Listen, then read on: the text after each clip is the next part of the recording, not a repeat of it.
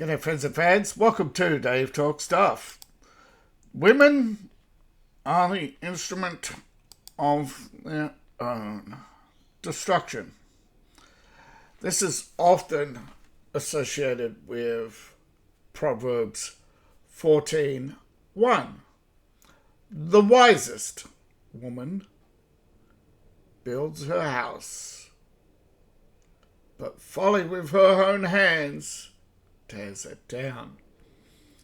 This doesn't just apply to the home, but applies to every organization where there's majority women or women leadership, and that, of course, includes society, which is gynocentric. Now, the associated social structures with women, traditionally, of course, are actually both social and religious. Women have a long tradition of being part of the framework of religion. It's just that in the less civilized era, we keep referring to civilization, but building buildings and occupying them, it takes a bit more. It takes rule of law, and it takes at least some level of social cohesion. Now, for that, social cohesion used to be women. They were the arbiters of comfort. They were the bringers of news. And they were the wise counsel in turmoil, when men sought only those they could trust.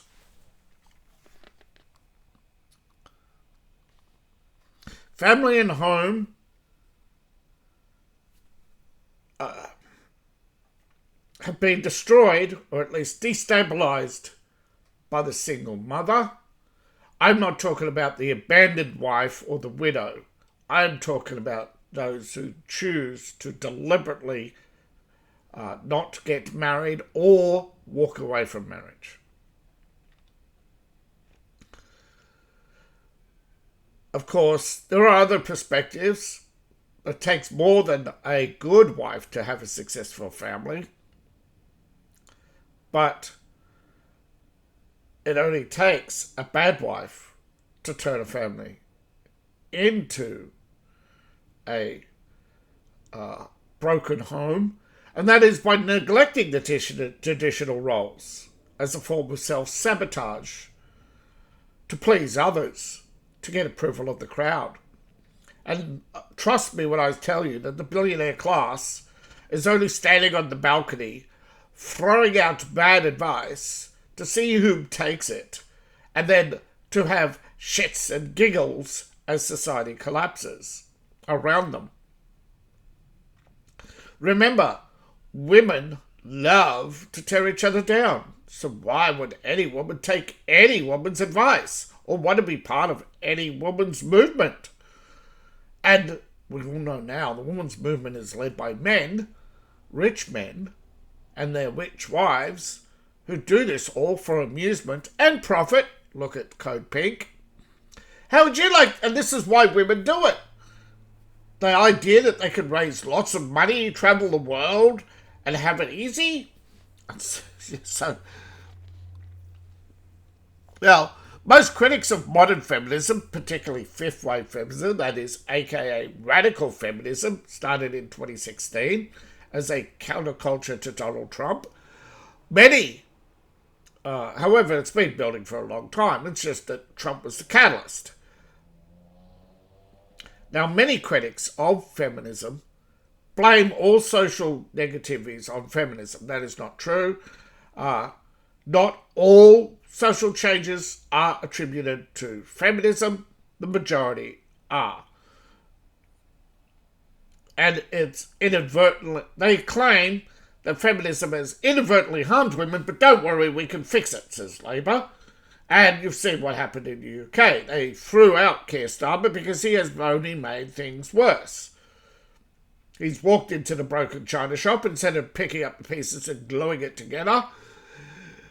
He pushed everyone else out because he wanted to swing his manhood around and slap people in the face with it and remind him that him and his ilk from outside Britain are more important to him than the people of Britain, because he's a globalist. Globalists always look for the larger crowd, the bigger, the better. All they want is to be loved by the most in the world, and they are dangerous to say the least. Social consequences of the breakdown of family have been, of course, the rise in crime, the rise in single mothers. 70% of criminals in jail are from single mothers. They often have sacrificed their long-term happiness for immediate joy, such as sexual liberation over virtue. And as you see now, they are trying to rewrite virtues to be inclusive and LGBTQ and trans and gynocentric and minority-centric, even though the minority in the world is moi, not the African or the Asian or the Indian. They have their majority countries, so why can't we? Because they are neo-colonial powers. They want power now. It's our turn, says the communist. See, the communists have always plotted our downfall, and they have a long-term goal while the rest of us don't. Accountability. Often, many suggest that women are seeking freedom from accountability or to have action without consequence. This is the idea that women want true liberty, but they're shedding the idea that they're responsible. Basically, this is where you have to provide them with free healthcare, free housing, free food, elevate positions in jobs, give them education, everything without working for it. And when things go wrong, they want you to fix their boo-boos. Look at Cracker Barrel. It's the customer's fault. Yeah, it's the customer's fault. The customers who loved the rustic community somehow didn't like the Temu discounted inclusive version of nostalgia, because it's not nostalgia when you pretty much replace everything wooden with Temu plastic.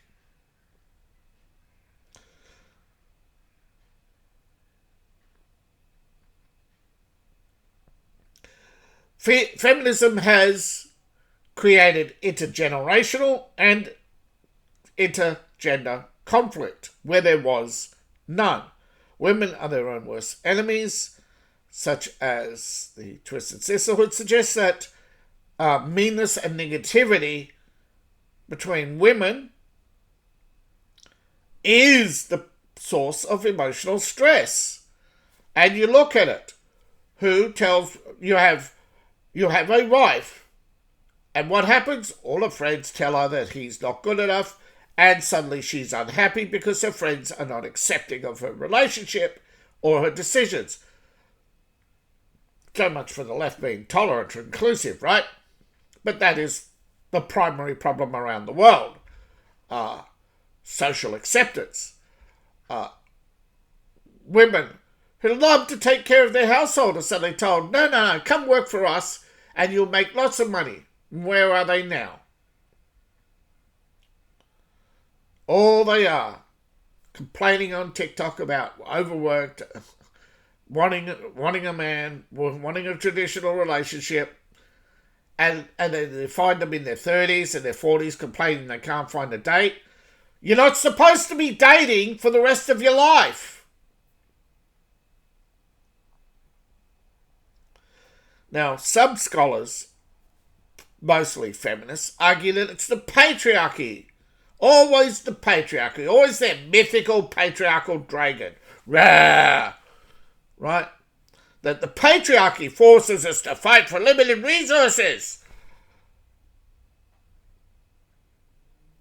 Yeah. And making us fight for positions of power. They're just dumb. Okay? They want to appeal to the masses and say, comrades, we're all in this together. And then, of course, they get only the political elite at the top. They start making excuses. It is competition, but women are the drivers of this competition. A man builds his home and then is happy and spends the rest of his life maintaining it. Women just want who's the one who goes around buying $30,000 handbags? Who's the one? You may see the occasional male feminist like Hassan Piker or Hakeem Jeffries, but most, right? Nancy Pelosi. Who's a big acquirer of property around Washington? AOC. Who's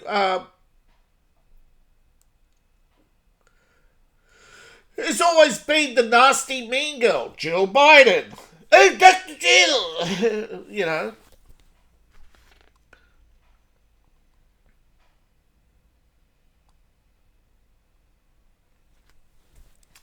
Well, I hate to say this, but you think a career politician would be more humble. But no, the longer they're entrenched and the more moronic their voter, and that's the sad reality, isn't it? You know, George Carlin telling you everyone, think about the average person. They don't learn. Look around. Nothing's changed. Nothing's gotten better. And then they all blame Donald Trump. But every time you experience worse, you yearn for people like Donald Trump. This is the problem. And I've seen it so many elections where you'll get a really terrible politician in the power because they're promising you hope and change. And I'm not just talking about Obama. There've been more than Obama, right?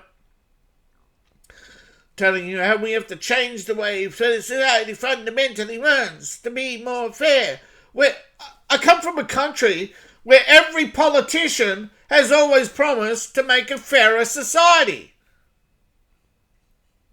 And then what do? They tax, grift, handouts.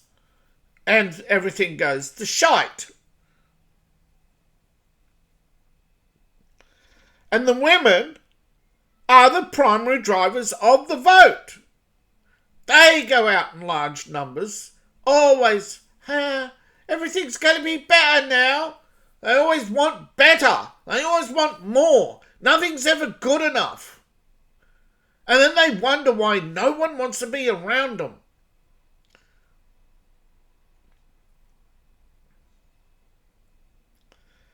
Madness. Now, there's a madness, a duality of the mind, where women have to be both pitied and, I wouldn't say pitied. I should have found a better word. Okay. Women want to be treated like... I know what I should have wrote.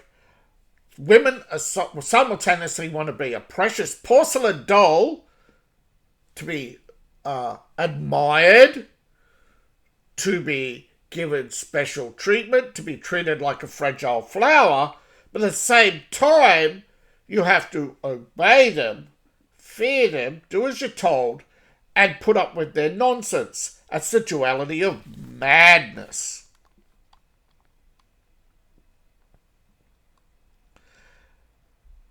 Now, I'm talking about madness I'm not talking about clinically insane. I'm talking about the hypocrisy of the average mind. The average person goes from happy, sad, angry, insane. Right? The average person will mood swing, and occasionally everyone will suffer from some sort of depression, or whatever.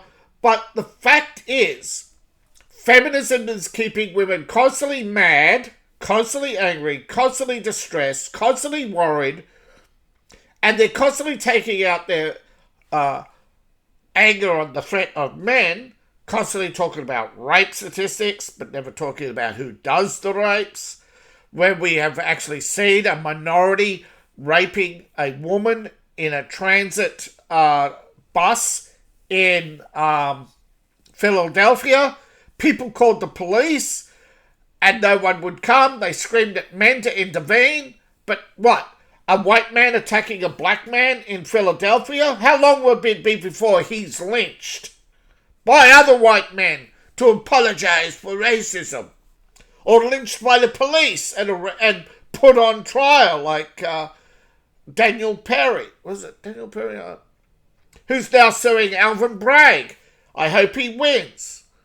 But people who defend themselves or defend others are immediately attacked by society. Again, that's the duality of madness. Women want you to defend them, but when you do, you're attacked because you're attacking the minority. Yet they're not the minority. They're the world's majority because because the duality of women. Women want more, but then they give it all away to someone else. They get you to give it, and when you say, why don't you give your money? No. It's about you giving. It's the rich man and the camel. Remember the Bible. But none of them believe in the Bible. The other day I had some clown quoting the Bible saying, love your neighbour. Yeah, it also tells you to love your enemy. It also tells you that to buy a sword. It also tells you to... but it never says... this is the problem with religion. And they turn it into absolutes. It never says obey the foreigner. It doesn't say give your country to foreigners. It doesn't say be under foreign rule and love it. Most people want to walk away from religion because instead of using it as a guide, some people are absolutists and they are absolutely human garbage. They're fanatics who can't be debated with, can't be dealt with. They're not rational. They don't want new information. They only want to browbeat you with their ideas. And this is what the left had devolved everything down to. Every time they talk about resistance, and they are nothing but belligerent and what is it called? They're bad faith. Okay, they are not interested in the truth. They are not interested in fairness. All they want is power, and that is the problem with feminism right there. They want to and the left use feminism, because remember, feminism and Marxism merged. Okay, feminism did not spring originally, like workers' rights did not spring originally from the left. Factory owners are collectivists, they are on the left, okay? Most billionaires are on the left. They are collectivists. They are not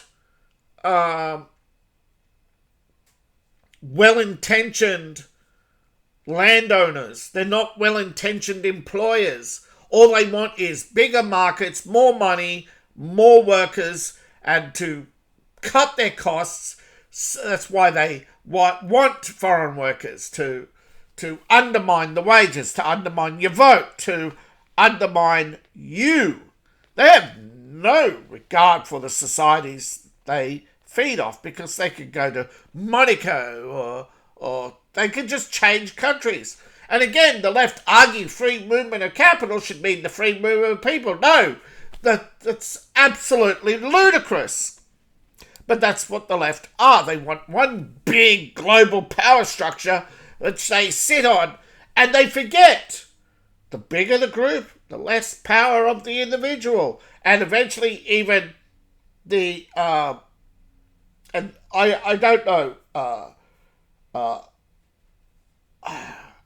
Yearning for Freedom. One of the Soviet politicians wrote a book, an anti-Soviet book, and in it he argued the yearning of freedom. It's like an awakening, and it is. And basically, it was only a short treatise against communism, but it never really took off. But counter-revolutionary ideas in the Soviet Union didn't lead to the collapse of the Soviet Union. It was just a massive incompetence in bureaucracy. But the argument is, everyone yearns for freedom,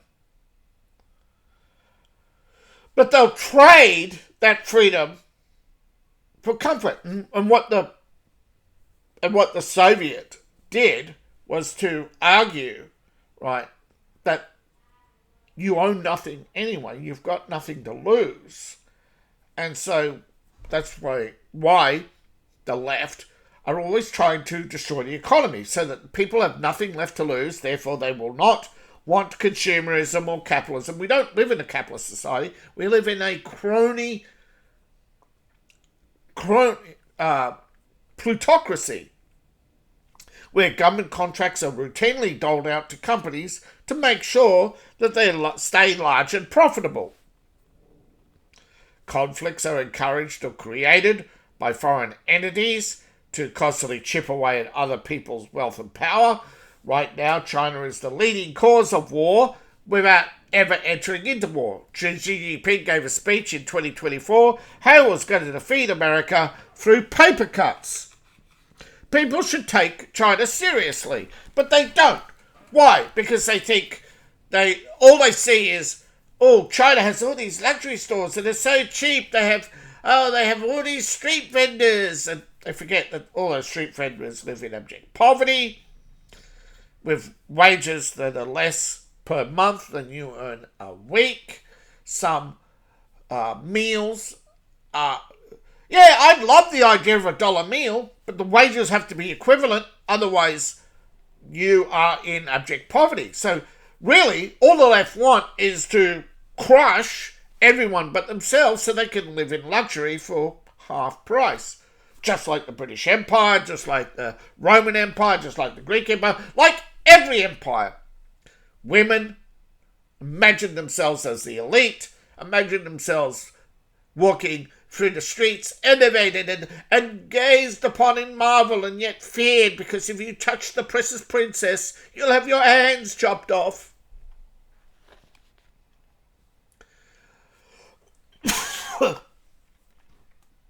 So, for anyone exalting feminism, yeah, whether you're J.K. Rowling or AOC, you're no different from each other as far as I'm concerned. And I think by thinking JK's a hero for standing up against trans, you're just engaged in the same intersectional politics of the left, and you are being sucked into the left wholeheartedly. Now, before I go, this channel is brought to you by you, the viewing audience. You can support me in a number of ways, including buying my merch from Empire of Elves by Shopify.com. So that's Empire of Elves, one word, .myshopify.com. Links in the description below. Thank you for watching. Please like, share, and subscribe. Please support the channel. You support me on Ko-Fi, Patreon, buy my box, buy my merch. I appreciate each and every one of you. See you in the next video, and bye for now.